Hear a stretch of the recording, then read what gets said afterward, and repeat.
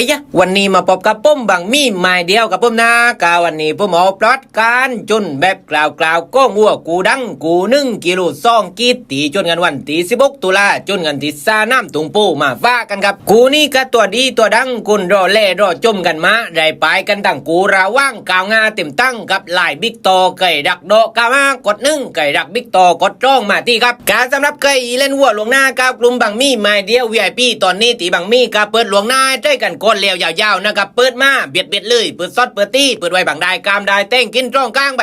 ตานกดลิงก์ที่อยู่หน้าจองหรือ SID ไลน์ที่เขียนอยู่หน้าจองมาได้เลยครับผมกาเดี๋ยวเราไปกว้างประวัติการจนแบบกล่าวก้องวัวตั้งจ้องตัวกันนะครับกับตัวที่ตาเน้นอยู่หน้าจอสายมือนี่ชื่อว่าหลังซาดเจ้าหลีประยักเส้นเลี่ยมหรือว่าดอกกาวตัวนี้ตัวดีตัวเก่งเลยครับจนมาแล้วซ่องหุ้นไม่อ่อนเปไก่ลาทุนนาจะมองกุนตีสมวังดอกกาวตัวนี้จนปะเป็ดจนเรื่อยไม่แก้ไปหน้ามาลั่งมีมาลั่งย่อมั่งกอดก็ลกก็เนียวเหลี่ยวมัดกวัดต่อแก้งแรงไส้ป้างกับก็กึนแคว้นก้มวัวจ้วยหลักตุบหลักต่อตียับมีน้ำใจต่อนับนกเลยกับตัวนี้กาตอนนี้นะครับไก่ยายกากุมเล่นวัวกับบางมีไม้เดียวนะครับมีโลโก้ไส้บางได้ตัวได้มีใต้ตัวจดไอเล่ตานกดลิงก์ที่อยู่หน้าจอติ๊กต็อกหรือ SID ไลน์ที่บางมีเกี้ยนที่หน้าจอมาได้เลยครับผมแล้วว่าเรื่องข้อมูลนี้ตานไม่ต้องกลัวเลยผมมีไอ้ตุกกูตุกซาน้ำตีผมจัดเจนแน่นอนกาเราไปเล่กันที่ทางด้านกูจนกันมั่งนะครับตัวติตาเล่นอยู่หน้าจอกว่ามือนี้ชื่อว่าไล่ปุ่นครับลูทิ้งจะย่ำหรือว่าไล่บิ๊กโต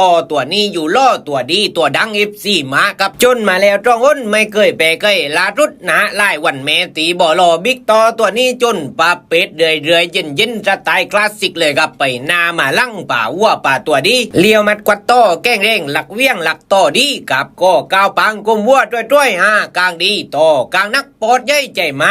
ตายมานักแก้งเร่งเนี่ยนึบเลยกับตัวนี้การสำหรับลูกปีนายว่าตามแกสมาชิกคนไหนอย่าเล่ใต้ตัวจดกาวกลุ่มบางมีไม้เดียว VIP ตานกดลิงก์ที่อยู่หน้าจองหรือ SID ไลน์ที่ผมเขียนที่หน้าจองมาได้เลยครับผม